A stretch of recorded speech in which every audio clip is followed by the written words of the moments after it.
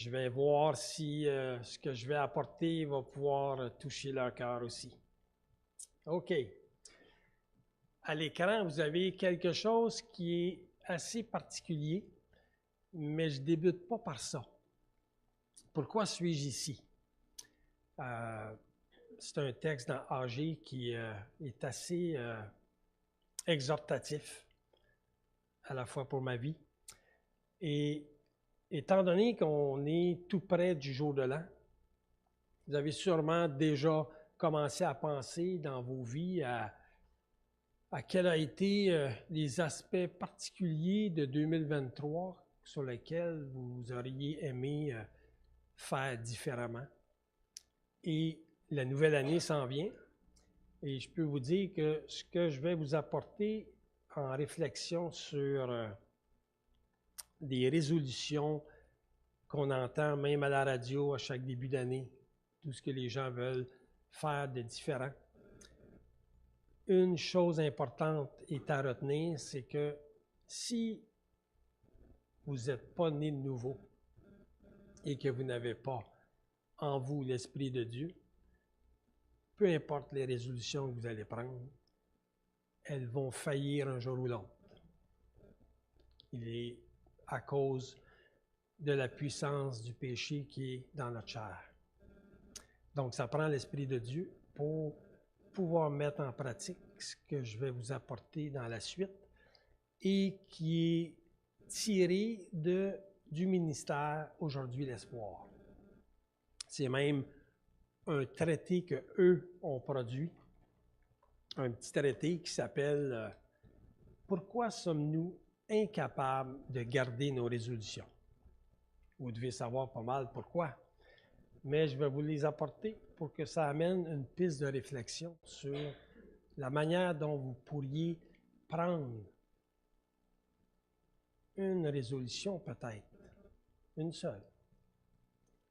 Je vous donne un exemple pour ma propre vie, une résolution pratique. Moi, je suis d'une culture familiale où le sommeil, c'est quelque chose qu'on peut négliger. Donc, de dormir 5 heures par nuit, c'est suffisant. Est-ce que vous croyez que c'est suffisant? Donc, d'atteindre 6 heures, ça serait déjà un gros point. D'en faire 7, ça serait l'idéal. Ça, c'est ce que je vise, 7 heures par nuit. Il y en a que ça lui prend 8, d'autres 9. Mais moi, je sais que ça me prend 7. Mais j'ai de la difficulté à pouvoir prendre les dispositions. J'ai toutes sortes d'excuses pour toutes sortes d'aspects où je dois contrôler ma glycémie, puis vu que je suis diabétique, donc j'ai trop des raisons de dormir finalement plus tard. Exhorté par mon épouse depuis des années, elle a appris que nous, les Turcottes, on est des êtres du soir et non pas du matin et qu'on dort peu. Mais malgré ça, il y a une chose qui est venue toucher mon cœur particulièrement dans une réflexion de M. Mahani sur le fait que le sommeil est prévu même par Dieu et il est nécessaire pour l'être humain. En termes de récupération, il y a même un jour qui est prévu pour le repos sur les 7 qui nous sont accordés dans une semaine. Plusieurs ne s'accordent pas même de prendre cette journée. Nous, on doit la consacrer dans un sens pour avoir un temps de repos, mais aussi un temps où on peut louer notre Dieu. Et je vous donne juste un exemple. Est-ce que les gens connaissent un peu le tennis? Il y a un nom qui a marqué l'histoire du tennis dans les derniers 20 ans. Il s'appelait Roger Federer. Et j'ai lu à un moment donné que pour être capable de performer rendu à 37 ou 38 ans, il avait besoin entre 2 matchs des grands chelems, qu'il en a gagné 20, il avait besoin de 12 heures de sommeil. Fait qu'à 5, il en manque beaucoup. Même si je n'ai pas à livrer une performance comme Roger Federer. Mais malgré ça, c'est venu m'interpeller parce que le sommeil il est important. Fait que moi, c'est une de mes résolutions. Elle était là avant même.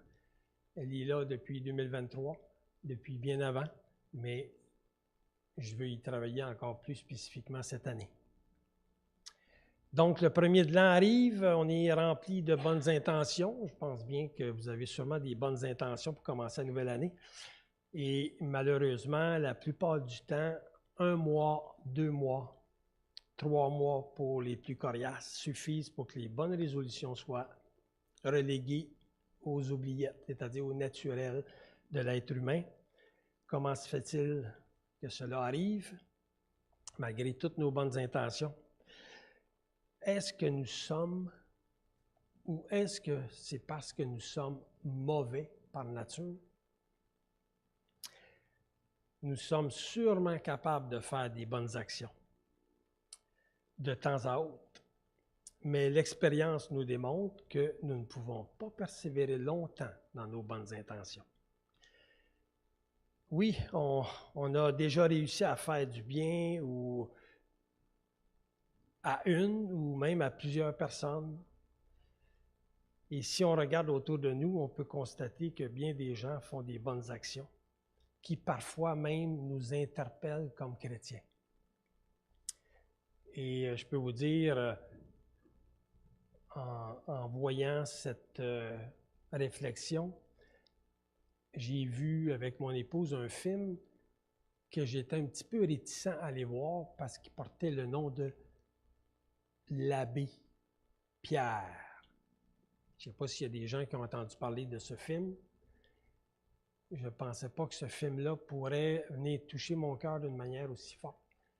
Mais l'abbé Pierre, il est celui qui, en France, a consacré sa vie pour les sans-logis, ceux qui souffrent, les itinérants dans la rue, et a créé des maisons qui s'appellent des maisons Emmaüs. Ça pourrait ressembler aux éditions Emmaüs qui sont évangéliques, mais il y a eu une action bien en dehors du catholicisme où il a fait construire toutes sortes de logis et de même, pas seulement en France, c'est devenu que si les gouvernements ne s'occupent pas de ceux qui sont les étrangers, qui sont les itinérants, qui sont ceux qui n'ont pas de logis, la société va se détruire. Et on voit dans plein de pays actuellement, toute la question de l'immigration, c'est la question de l'heure aux États-Unis. Mettre des murs pour empêcher les gens qui souffrent de venir dans des pays qui sont plus nantis, que ce soit même au Canada, aux États-Unis, en Europe. Et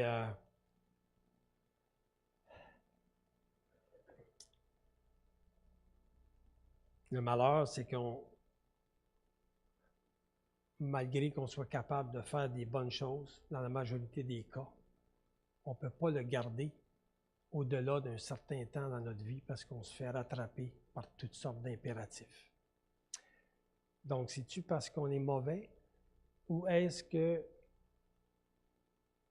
parce que nous n'adoptons pas les bonnes méthodes pour les garder? Les meilleures méthodes nous aident, mais trop souvent, elles ne nous permettent pas de repousser un peu plus loin le moment où nous abandonnerons nos efforts. Les meilleures méthodes,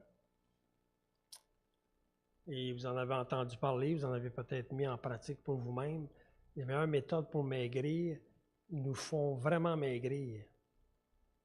Mais au fil des mois ou des années, nous voyons revenir ce ventre que nous avions vu disparaître ou que nous n'avons pas été capables de faire disparaître.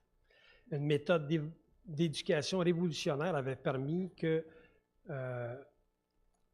un enfant ramasse enfin sa chambre, mais la volonté du petit qui ramassait sa chambre l'a emporté sur son incapacité à faire les bonnes choses.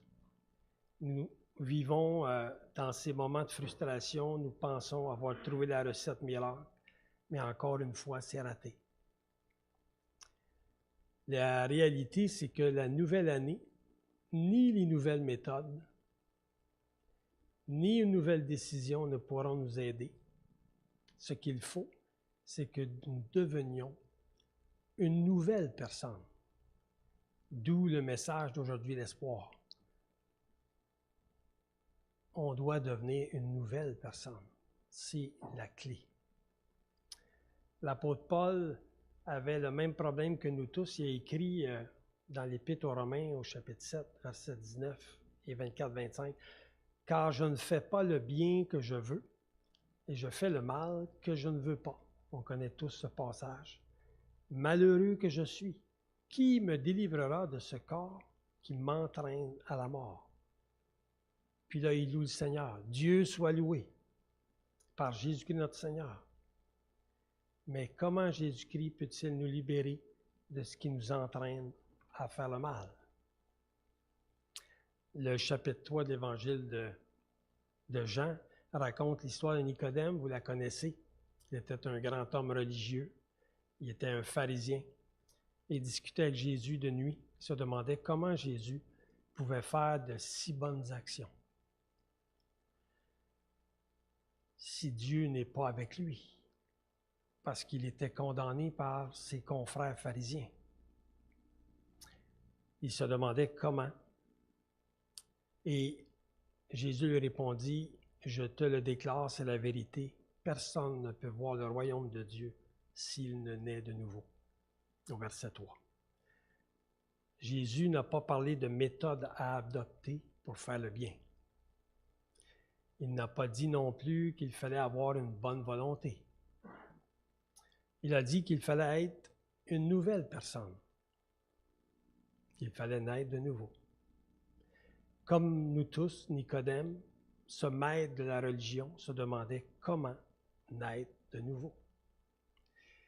Voici ce que Jésus lui répondit. Dieu a tant aimé le monde qu'il a donné son Fils unique, afin que tout homme qui croit en lui ne meure pas, mais qu'il ait la vie éternelle. Jésus voulait que Nicodème croie en lui pour qu'il devienne une nouvelle personne. Il ne pouvait pas rentrer une deuxième fois dans le Saint-Sabert puis naître de nouveau. Non. Jésus veut que vous croyiez en lui en acceptant qu'il soit le maître de votre vie. Il viendra habiter dans votre cœur et c'est lui qui le changera complètement.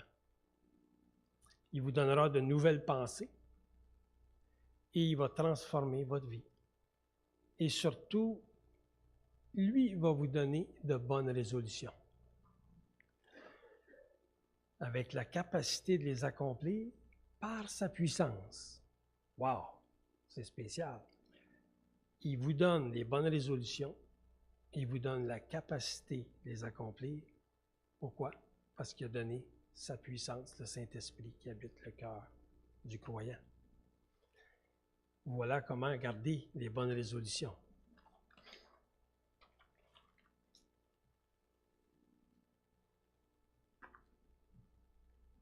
Donc, une fois que j'ai des bonnes résolutions parce que je suis né de nouveau, non, je suis né de nouveau pour mettre en pratique de nouvelles résolutions. Ah, OK.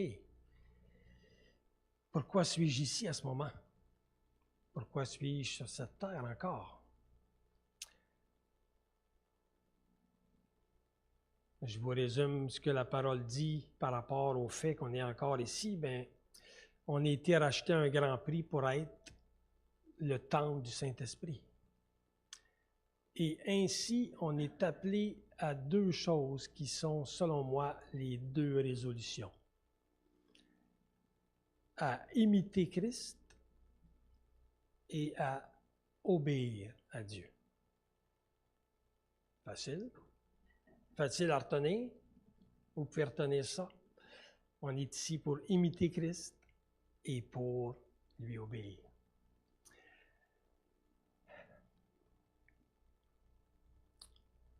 C'est super à ce moment-là. Pourquoi suis-je ici? Et on va y aller par petites bouchées. J'ai 2 petites bouchées, peut-être 3 à amener. Une première, comme j'ai dit, on est ici pour imiter Christ. Donc, comment transformer cette déclaration en action? Et comme membre ou adhérent de cette Église, je veux imiter Christ dans ma relation avec les autres membres de l'Église. Connaître Christ pour savoir ce que je dois imiter. Donc, si je veux connaître Christ pour savoir comment l'imiter, je vais devoir sûrement aller dans sa parole, voir ses instructions.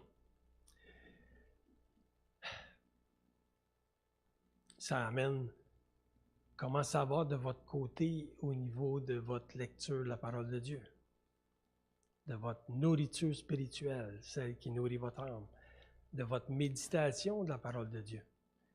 Et si vous avez vos Bibles, ça sera bon tantôt de même aller dans AG. AG. On ne va pas souvent dans ce livre-là, il est tout petit, on a de la misère à le trouver dans les 12 petits prophètes. Mais pour vous donner une petite idée, il est avant, si ma mémoire est bonne, Zacharie. Donc, AG, Zacharie, Malachie, puis là, on termine l'Ancien Testament.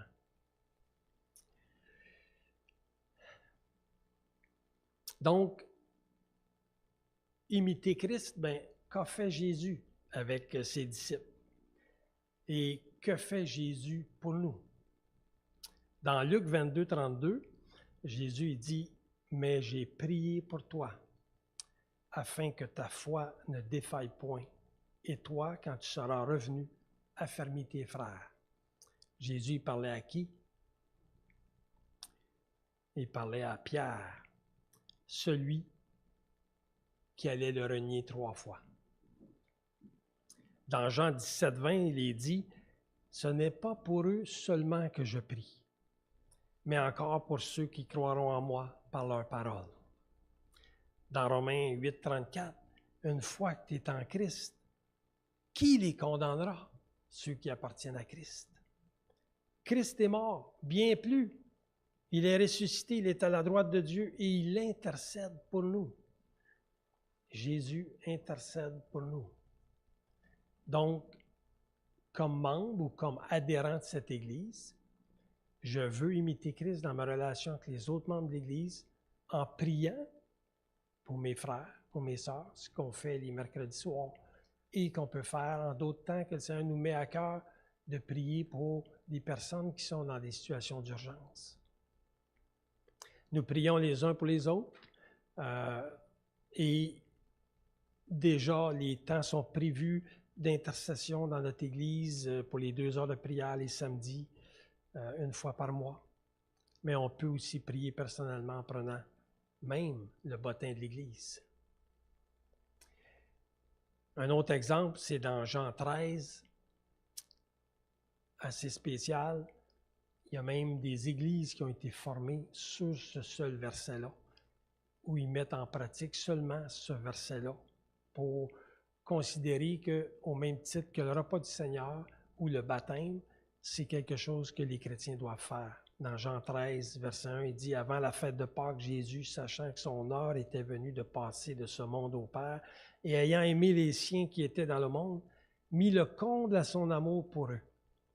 Si donc je vous ai lavé les pieds, moi, le Seigneur et le Maître, vous devez vous aussi vous laver les pieds les uns les autres. » On ne commencera pas cette pratique-là dans l'Église. C'est l'exemple de celui qui sert et non pas qu'on doit mettre en pratique exactement cette affirmation du Seigneur. Elle avait plusieurs conséquences dans le service qu'on peut faire pour le Seigneur.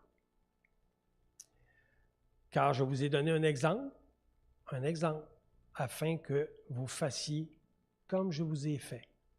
Servez vos frères, vos sœurs. En vérité, je vous le dis, le serviteur n'est pas plus grand que son Seigneur, ni l'apôtre plus grand que celui qui l'a envoyé. Si vous savez ces choses, vous êtes heureux pourvu que vous les pratiquiez. Imitez le Seigneur. Mettez en pratique de servir les uns les autres, les frères, les sœurs. Je veux imiter Christ dans mon amour pour les frères et sœurs, en priant pour eux et en étant prêt à les servir.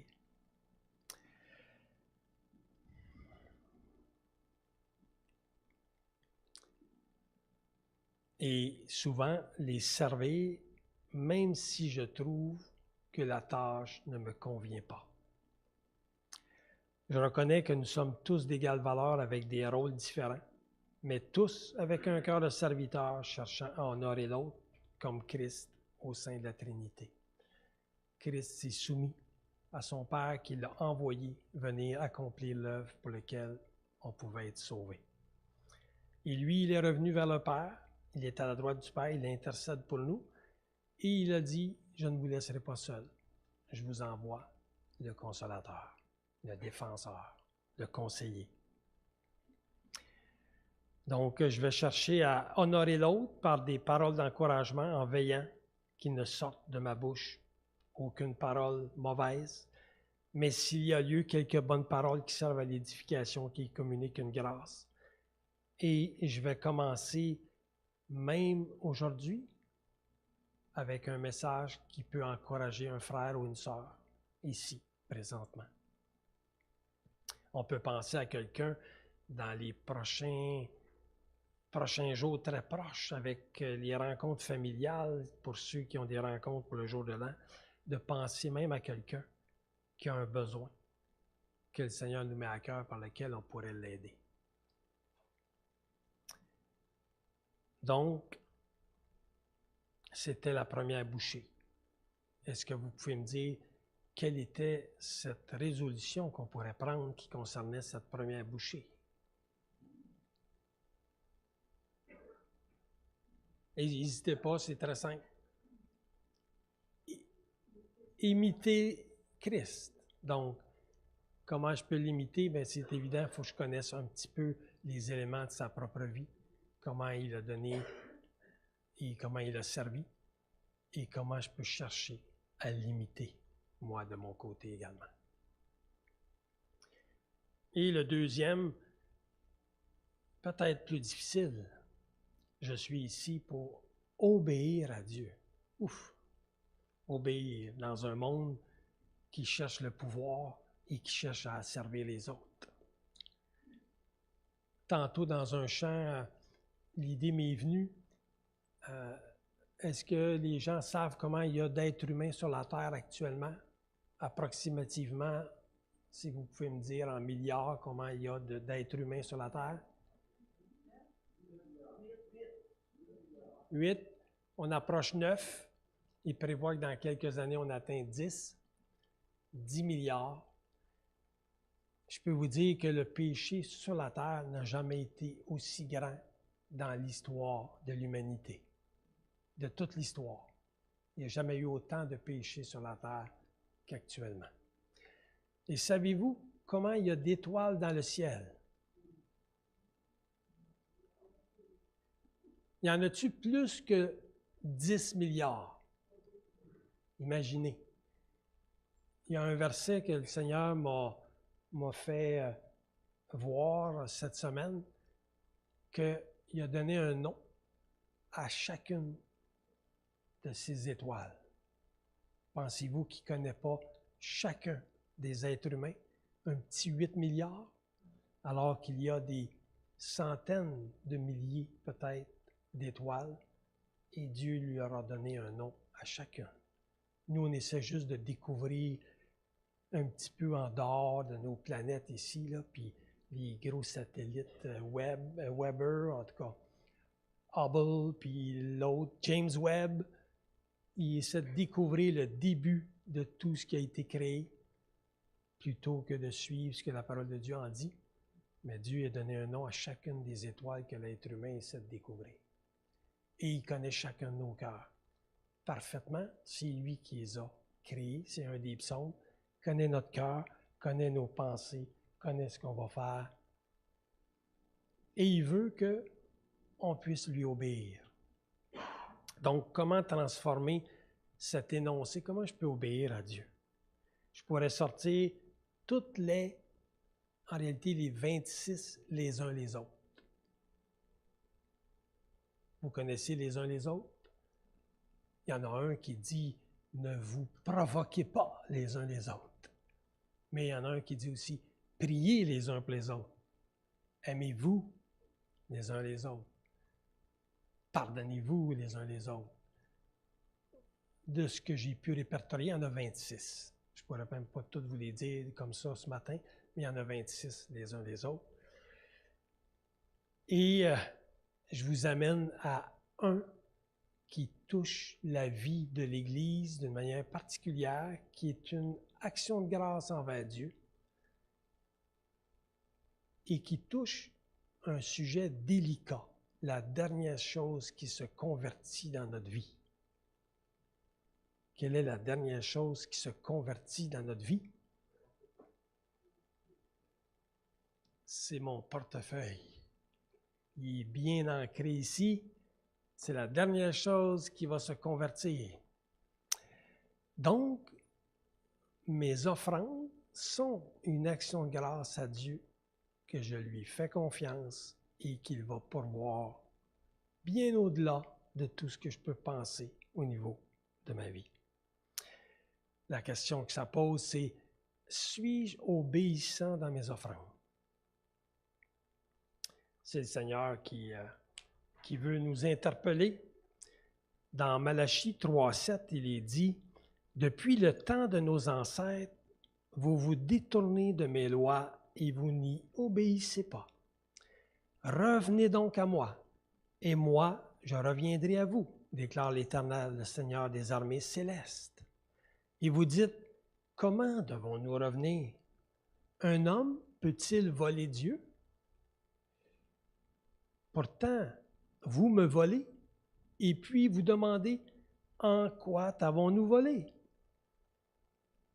Lorsque vous retenez vos offrandes et vos dîmes, vous êtes sous le coup d'une malédiction parce que tout ce peuple, vous tous, vous me volez. Ça, c'est Dieu qui parle à son peuple. Apportez donc vos dîmes dans leur totalité, dans le trésor du temple, pour qu'il y ait des vivres dans ma demeure. De cette façon-là, mettez-moi à l'épreuve, déclare l'Éternel, le Seigneur des armées célestes. Alors, vous verrez bien si de mon côté, je n'ouvre pas pour vous les écluses des cieux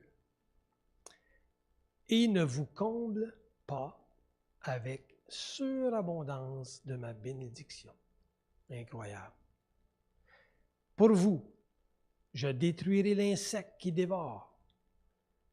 Il ne détruira plus les produits de vos terres et de vos vignes dans vos campagnes. Ne manqueront plus de leurs fruits, déclare l'Éternel, le Seigneur des armées célestes.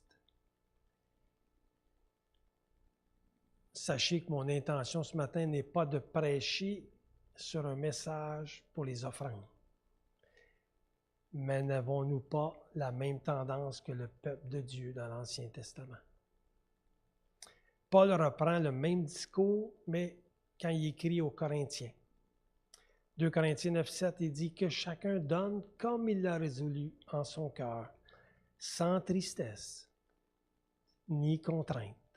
Car Dieu aime celui qui donne avec joie.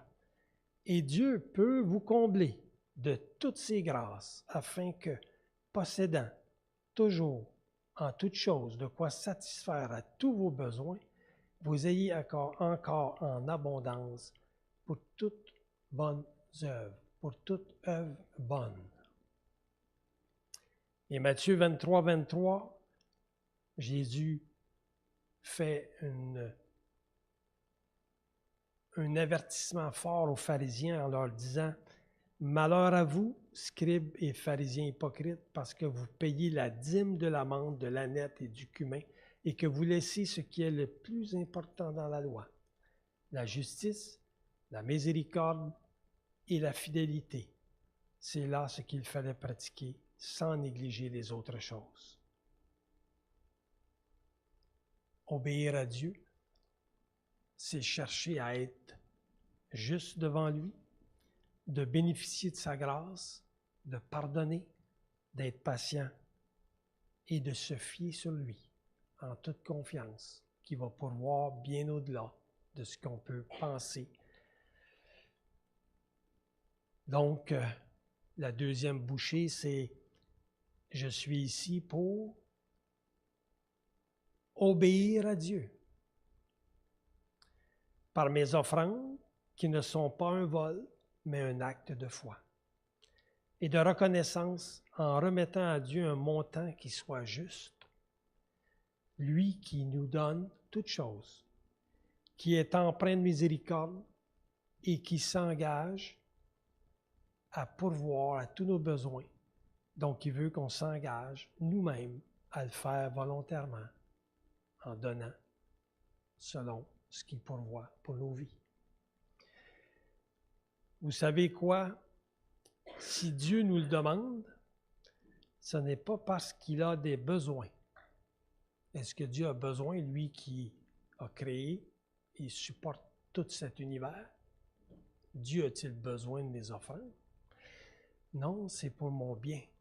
Parce que quand je donne dans mes offrandes, avec foi, je suis en train de faire une action de grâce à Dieu en lui disant « Je te fais confiance. Tu vas pourvoir à tout ce qui est nécessaire sur ma vie. Et je suis reconnaissant de te remettre une partie de ce que tu m'as déjà donné. »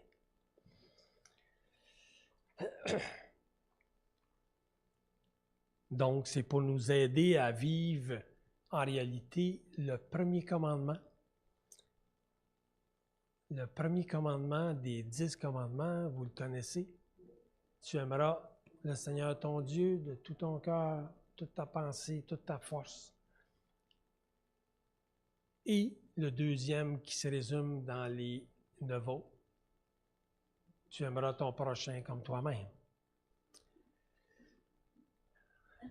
Donc, c'est pour nous aider à chercher premièrement son royaume et sa justice pour qu'on soit libre des pièges de ce monde. Et c'est pour nous aider à s'amasser déjà ici sur cette terre des trésors dans le ciel où ni la teigne ni la rouille ne pourront venir les souiller ou les voler ou les dérober. Et c'est surtout pour que notre cœur s'attache à ce qui dure vraiment et ce qui est éternel. Mais les tentations, les pressions sont fortes. Quand nous lisons l'Ancien Testament, cet éloignement de Dieu commence souvent par la négligence dans nos offrandes. Ou quand elles sont faites pour acheter Dieu, pour calmer notre conscience, et non comme un acte d'adoration. Dans ce temps-là, Dieu intervient par des actions dans nos vies, des conséquences parfois graves, qui ont pour but de faire réfléchir son peuple.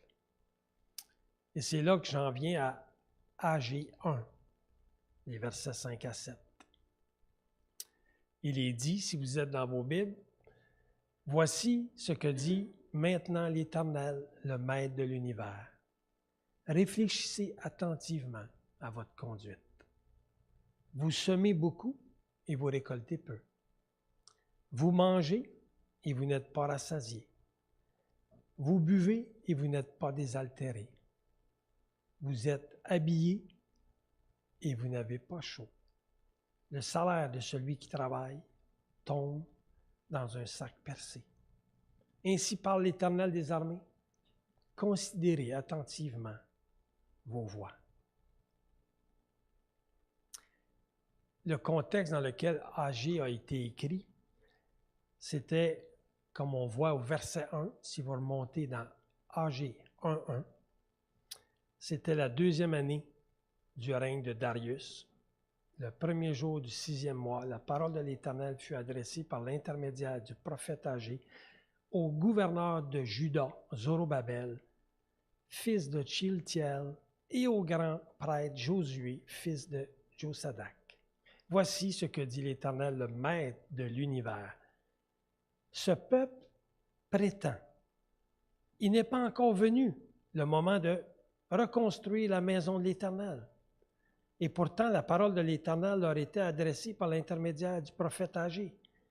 Est-ce le moment pour vous d'habiter vos maisons lambrissées quand ce temple est détruit? Quel est le principe ici? La tendance naturelle chez l'humain à vivre en pensant et en agissant, moi d'abord, et Dieu, on verra. C'est souvent ça. Involontairement, moi d'abord, et Dieu, on verra. Ça commence par les offrandes. Et si les offrandes ne sont pas là, ça suit dans plein d'autres choses. Moi d'abord, Dieu, on verra. Devant ce reproche que l'Éternel fait à son peuple, que leur demande-t-il? Montez sur la montagne, au verset 8, apportez du bois et construisez le temple. J'en aurai de la joie et je serai honoré, dit l'Éternel. Verset 9, vous comptez sur beaucoup et vous avez eu peu. Vous l'avez rentré chez vous, mais j'ai soufflé dessus. Pourquoi? Déclare l'Éternel, le Maître de l'univers. À cause de ma maison qui est détruite, tandis que vous vous empressez chacun pour votre maison. Voilà pourquoi le ciel a retenu la rosée et la terre s'est produite. Verset 11, j'ai appelé la sécheresse sur le pays, sur les montagnes, sur le blé, sur le vin nouveau, sur l'huile, sur les produits du sol, sur les hommes et sur les bêtes, et sur tout le travail de vos mains. Que répond Dieu?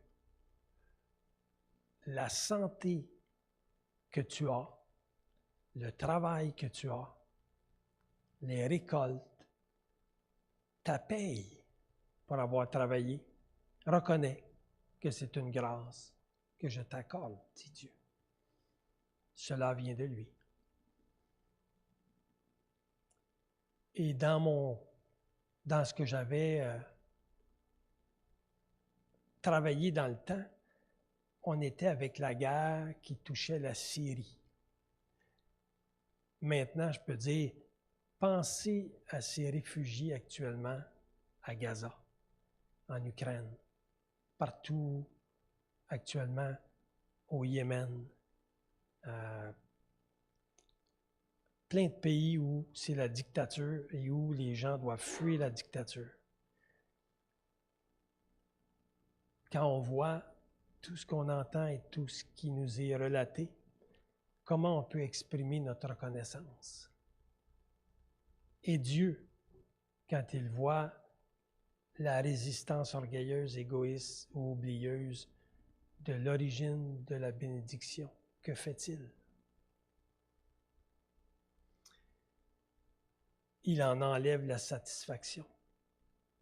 On n'en a jamais assez. On travaille plus fort, pourtant il semble qu'il en reste moins. C'est ce que vivait le peuple du temps d'Agé. Agé a écrit sa prophétie en août et décembre 520 avant Jésus-Christ, 18 ans après l'édit de Cyrus qui permettait au peuple juif de revenir dans son pays pour pouvoir rebâtir le temple de l'Éternel. Pendant 2 ans, les Juifs qui quittaient Babylone pour retourner en terre promise reprirent les travaux pour les arrêter par la suite à cause de l'opposition des populations qui étaient présentes. Donc, cela fait 16 ans que les travaux de la reconstruction du temple avaient cessé, quand la prophétie d'Agé a été dite. Pendant 2 ans, leur reconnaissance envers Dieu faisait en sorte qu'ils consacraient à l'Éternel une bonne partie de leurs revenus et de leur temps pour la reconstruction du temple, mais avec le temps et un peu d'opposition, que s'est-il passé? Ils ont arrêté. Un peu comme quand on pense au début de notre conversion à Christ. La foi, la reconnaissance se manifeste par un engagement sacrificiel. On est joyeux dans l'œuvre de Dieu, on fait connaître la bonne nouvelle. Puis après un certain temps, avec l'opposition, avec la chair qui doit être sanctifiée, c'est comme si le zèle du début s'estompe, comme pour plusieurs dans le temps d'âger.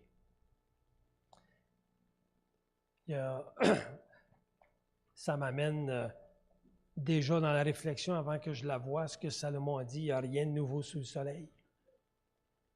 Et le relâchement est progressif pour certains, pour d'autres, il est plus abrupt, mais il nous menace tous. Veillons. Que dit 1 Corinthiens 6, 19, 20? Ne le savez-vous pas? Votre corps est le temple du Saint-Esprit qui est en vous et que vous avez reçu de Dieu. Vous ne vous appartenez plus à vous-même, car vous avez été rachetés à un grand prix. Rendez donc gloire à Dieu dans votre corps et dans votre esprit qui appartiennent à Dieu. Jésus, lui, a donné 33 ans en dehors du ciel pour venir parmi nous, pour pouvoir nous venir en aide quand la tentation de se relâcher vient. On peut penser à ce que Jésus-Christ est venu accomplir. Pas un souverain sacrificateur qui ne puisse compatir à nos faiblesses. Au contraire, il a été tenté comme nous en toutes choses sans commettre le péché. Au verset 16, c'est celui qu'on cite souvent dans nos prières où on peut s'approcher de Dieu. Hébreu dit, approchons-nous donc avec assurance du trône de la grâce afin d'obtenir miséricorde et de trouver grâce pour être secourus dans nos besoins. 2 Corinthiens 8, 9, il est dit, car vous connaissez la grâce de notre Seigneur Jésus-Christ, qui pour vous s'est fait pauvre, de riche qu'il était, afin que par sa pauvreté, vous soyez enrichis. Jésus est un modèle d'obéissance envers son Père, notre Père. Il a même goûté sa colère à notre place pour que nous recevions en héritage la vie éternelle. Philippiens 2,8, il s'est humilié lui-même en faisant preuve d'obéissance jusqu'à la mort, même la mort sur la croix. Obéir à Dieu. Quel exemple que Christ nous donne. Je suis ici pour imiter le Seigneur, imiter Christ et obéir à Dieu. Écrire un énoncé demande du travail de réflexion, mais le vivre demande de la consécration. Donc, malgré que j'ai pu vous apporter cette réflexion, pour la vivre, ça va demander une consécration de chacun de nous. Racheter à un grand prix pour être le temple du Saint-Esprit et ainsi pouvoir imiter Christ et obéir à Dieu. Même s'il n'y a pas de repas du Seigneur comme tel, dans les versets qui ont pu vous être partagés, il y a plusieurs éléments qui nous rappellent ce qu'il est venu accomplir à la croix pour nous racheter. Donc, je suis ici pour imiter Christ et obéir à Dieu. Voilà les deux résolutions que si je me consacre à Dieu, je pourrai accomplir. Bien sûr, d'une manière imparfaite, parce qu'on reste encore dans nos corps qui sont mortels. Et la chair, elle veut prendre la place. Et je vous donne la comparaison que j'ai donnée hier.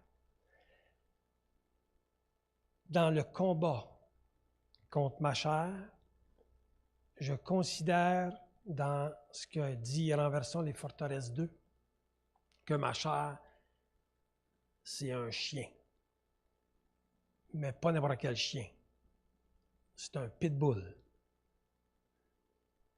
Et l'Esprit de Dieu qui est en moi, c'est un autre chien, si je fais la comparaison, qui est un labrador de Mira. Si j'écoute le pitbull, qu'est-ce qu'il va faire, le pitbull? Le premier, les uns les autres, que je vous ai mentionné tantôt au début, c'était quoi? Ne vous provoquez pas les uns les autres. Un pitbull, c'est là pour mordre. Il y a même uns des autres qui dit « Ne vous mordez pas les uns les autres ». Moi, c'est une des choses qui m'a été une instruction pour combattre ma chair. Quand je laisse le pitbull prendre la place, c'est jamais pour mon bien. C'est jamais pour le bien des autres. Vous avez juste à imaginer quand quelqu'un se promène avec un pitbull et qu'il n'y a pas une muselière, vous avez peur que ça chaîne ou ça laisse, elle cède et qu'il vienne vous sauter dessus. Et je vous donne l'exemple. Mon frère biologique, il reste à Sainte-Élisabeth de Joliette. Puis son voisin, c'est l'ancien chef des Hells Angels au Québec. Qu'est-ce qu'il y a comme chien? Le Hells Angels, qui est voisin de mon frère, il a des pitbulls dans un enclos de plus de 6 pieds de hauteur. Parce qu'à 4 pieds de hauteur, les pitbulls y ont traversé. Et de chez mon frère, je faisais juste regarder dans le parc des pitbulls de son voisin, puis les chiens me voyaient, puis ils se mettaient à grogner, puis à japper, puis s'ils pouvaient passer à la clôture pour venir me sauter dessus. Un pitbull, il est bâti pour attaquer.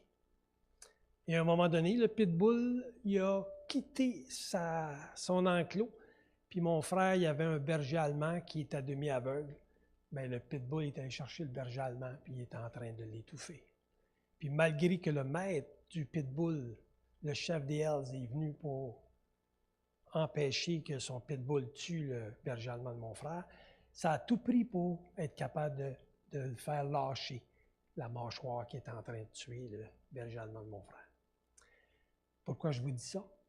Je vous dis que si vous écoutez votre chair, vous écoutez le pitbull qui est en vous.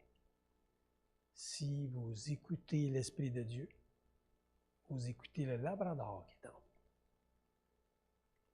Et qui va faire du bien. Donc, pour moi, c'est dans ce combat de la chair et de l'esprit, c'est le meilleur exemple que je pouvais trouver. Que Renversons les forteresses nous amène même dans Renversons les forteresses 2, contre les attaques de l'ennemi, bien, on a besoin d'écouter le labrador qui est en nous. Et malgré qu'on pourrait penser que le labrador est plus faible que le pitbull, sachez que ce labrador-là, il est tout puissant. Mais il est doux, humble de cœur, et il va faire tout ce qui est nécessaire pour produire le fruit de l'Esprit en nous. Donc, sur ce, je conclus. J'aurai juste une petite chose à vous dire à la fin. On va prendre juste quelques instants pour louer Dieu avec quelques chants. Daniel, tu es prêt pour ça? Donc, juste avant que Daniel soit complètement prêt, courbons-nous. Je vais dire un mot de prière pour conclure.